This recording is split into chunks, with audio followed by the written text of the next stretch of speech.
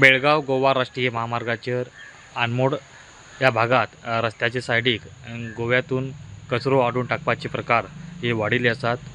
ह्यो कचरो आसात हो कर्नाटकांतल्यान गोव्यात जी भाजीपालो किंवा केळी आणि शाळी सप्लाय करतात तीच वाहनां थंयसरल्यान हाडून हांगासर टाकतात। तेका लागून अनेक ठिकाणी आमकां कचरो साचलेलो दिसतात। असोच प्रकार एक आता काकडी बाबतही घडिल्लो आसात। बेळगावांतल्यान कर्नाटकात मोठ्या प्रमाणात भाजीपालो सप्लाय जातात, त्याच प्रमाणे काकडी सप्लाय जातात। मात्र सध्या गोव्यात काकडीचे ऑर्गॅनिक पद्धतीन मोठ्या प्रमाणात उत्पादन घेतले जातात आणि तीच काकडी सध्या गोव्याच्या बाजारपेठेत आमकां पळोवपाक मेळतात।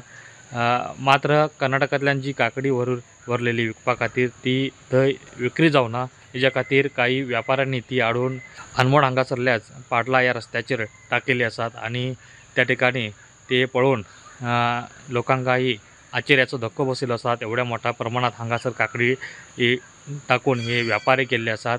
वारंवार अशा पद्धतीन जो कचरो आसा तो कचरो हांगासर टाकल्या कारणान हांगासरले जो परिसर आसा तो दूषित जायत आसात। तेका लागून हेजेर कारवाई करची अशी मागणी वारंवार जायत आसा।